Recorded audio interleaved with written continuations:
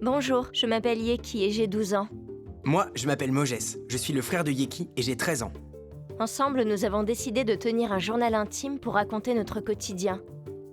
Nous vivons tous les deux en Éthiopie, en Afrique de l'Est. Vous savez, le bout qui ressemble à une corne de rhinocéros, c'est là. On vit dans la région d'Amara, au milieu des montagnes, au cœur de la vallée du Grand Rift africain. On habite avec nos parents et nos frères et sœurs dans cette petite maison en pierre. Elle est composée d'une grande pièce où nous vivons tous ensemble et où chacun a son espace pour dormir.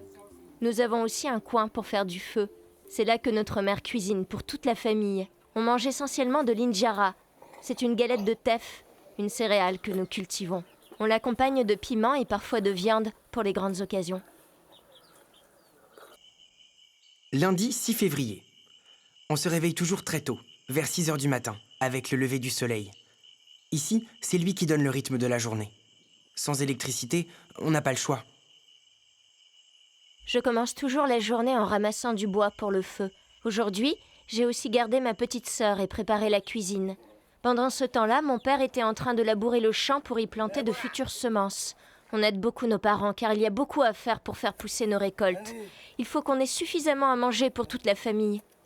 De mon côté, j'ai aidé ma mère à nettoyer la bergerie. J'aime bien passer du temps avec elle. Elle me raconte plein de choses. Elle m'a expliqué pourquoi il y a des années où on souffre de sécheresse et d'autres où il pleut énormément. Elle m'a parlé du phénomène climatique El Niño.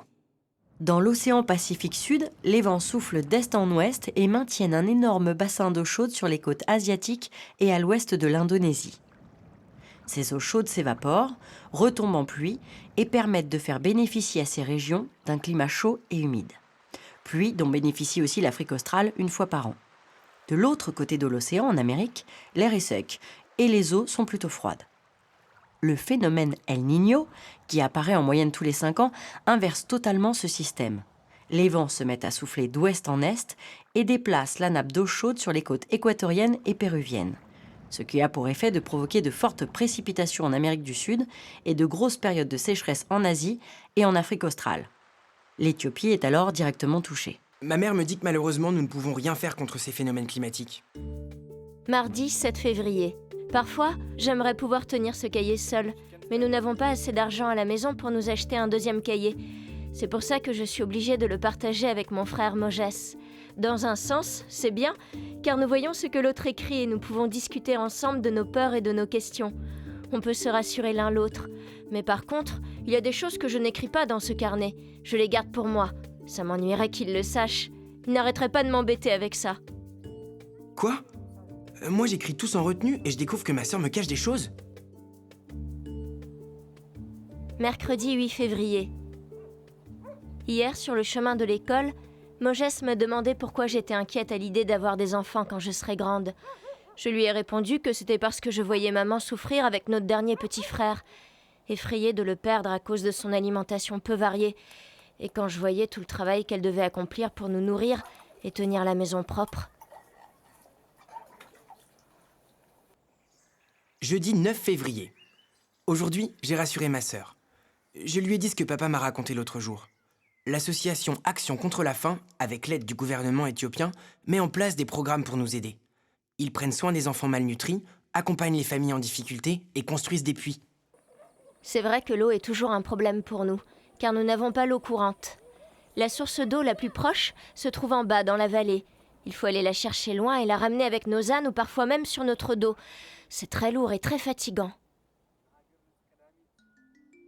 En Éthiopie, la consommation moyenne d'eau par jour par habitant est de 6 litres. Ces 6 litres d'eau servent à boire, à cuisiner et à se laver. En France, chaque personne utilise en moyenne 148 litres d'eau par jour, soit près de 25 fois plus qu'en Éthiopie. J'ai entendu dire qu'un puits a été inauguré il y a quelques jours par Action contre la faim dans le village d'à côté. C'est une très bonne nouvelle. La construction de ce puits a amélioré la qualité de vie des ménages et cela a aussi amélioré la santé des populations. Avant la construction du puits, on puisait l'eau d'une source qui était sale. On s'y lavait, on y lavait notre linge. Aujourd'hui, les choses se sont améliorées. On a de l'eau pure et cela a amélioré notre santé et notre consommation d'eau par jour a augmenté. Nous n'aurons plus besoin de marcher des heures pour aller chercher de l'eau et nous pourrons passer plus de temps en famille ou avec les amis du village. C'est vraiment super. Et surtout, nous ne souffrirons plus de maux de ventre ou de diarrhée. On pourra boire une eau propre. Lundi 13 février. Cela fait une semaine que papa travaille comme un fou dans les champs. Avec des membres d'Action contre la faim, ils ont échangé sur différentes façons de cultiver la terre et ont trouvé une solution pour être plus autonomes à l'avenir sur le plan alimentaire. Action contre la faim m'a offert 6 chèvres, 5 femelles et un mâle. Elles ont toutes donné naissance à un chevreau. J'ai gardé les petits et une autre personne a récupéré ces femelles et ce mâle pour agrandir à son tour son troupeau.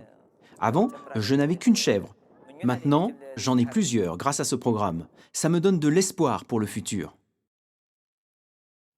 Sur les collines alentours, le gouvernement éthiopien, en collaboration avec Action contre la faim, a également mis en place des programmes de terrassement pour pouvoir cultiver sur la pente.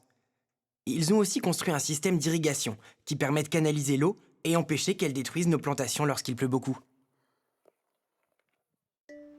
Lorsqu'il pleut beaucoup, l'eau s'infiltre dans le sol et stagne sous forme de nappe phréatique, ce qui permet de devenir une ressource en eau pour les plantes et les hommes.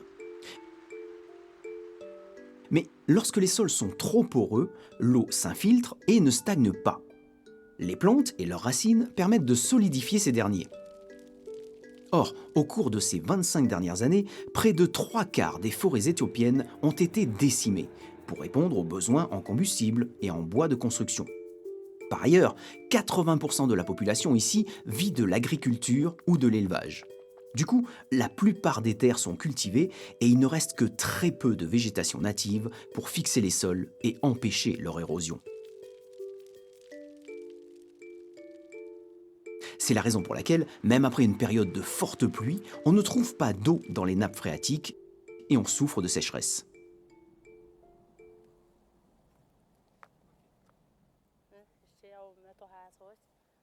Avant, je n'avais pas de terre à cultiver. Avec le programme mis en place par Action contre la faim et le gouvernement, j'ai fait partie des gens qui ont reçu de l'argent pour réhabiliter ce terrain et l'exploiter. Avec l'argent reçu, j'ai aussi pu acheter des semences et commencer à subvenir à mes besoins et à ceux de mes enfants. J'espère que l'année prochaine, la terre continuera à nourrir ma famille. Mardi 14 février. Aujourd'hui, je suis resté à la maison car je me suis blessé hier. J'arrive plus à marcher. Ma sœur doit donc travailler 2 fois plus, car on ne peut pas se permettre de s'arrêter une seule journée. J'ai pris soin de mon frère et j'ai soulagé ma mère avec notre petit frère de 3 ans en l'emmenant avec moi. J'ai aussi veillé sur nos bêtes, car l'année dernière, à cause de la sécheresse, plusieurs sont mortes. Pratiquement toutes les familles de la région ont un troupeau ici. On s'en sert pour notre consommation personnelle, mais aussi comme moyen de transport ou au champ. Ici, en Éthiopie, il y a autant d'animaux d'élevage que d'habitants. Des vaches, des poules, des chèvres, mais aussi des chameaux et des ânes. Je me demande parfois comment nous pouvons souffrir de la faim avec autant de bêtes. Puis je me rappelle qu'elles aussi subissent les phénomènes climatiques. Mercredi 15 février. Notre petit frère Workou va très mal. Nous l'avons donc emmené avec notre tante au centre de santé le plus proche. Maman ne pouvait pas venir, car elle devait rester travailler à la maison. Là-bas, des agents publics de santé et des membres d'Action contre la faim les ont pris en charge et ont donné des soins à Workou. Ils ont commencé par mesurer son tour de bras avec un périmètre brachial. Cela permet de détecter la malnutrition chez les jeunes enfants. La mesure du tour de bras de notre petit frère est sur la couleur rouge. C'est très grave. Ça veut dire que Workou ne mange pas correctement et souffre de malnutrition aiguë. Il pourrait mourir. Nous avons été très inquiets. Heureusement, il va pouvoir être soigné et guérir. Action contre la faim nous a donné des produits thérapeutiques à base de pâte de cacahuètes enrichies en vitamines, pour qu'il retrouve vite toutes ses forces.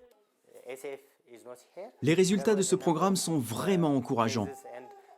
Avant, quand Action contre la faim n'était pas présent, il y avait beaucoup de cas de malnutrition et aucun soutien aux structures de santé locales. Aujourd'hui, ce programme est mis en place de façon durable et le taux de malnutrition est en baisse. L'objectif est de détecter la malnutrition chez les enfants le plus tôt possible avec la collaboration des infirmières et des agents de développement dans les communautés. Nous avons des résultats très positifs. Nous sommes tous rassurés après cette visite médicale. Je suis très satisfaite et je suis fière du travail effectué par Action contre la faim ici. Je sais que les enfants pris en charge ici sont bien soignés, que leur état de santé s'améliore. Jeudi 16 février. Guébrou, qui travaille pour Action contre la faim, nous a parlé de la course contre la faim organisée en France. C'est un événement où les enfants courent et à chaque kilomètre parcouru, ils récoltent de l'argent pour permettre à Action contre la faim d'aider les familles comme la nôtre à ne plus souffrir ni de la faim ni du manque d'eau. Ma sœur et moi, et tous nos amis au village, on compte sur tous les enfants de France et d'ailleurs pour participer à la course contre la faim. Merci. Merci. Toi aussi, en participant à la course contre la faim, tu es solidaire et tu viens en aide aux enfants d'Éthiopie.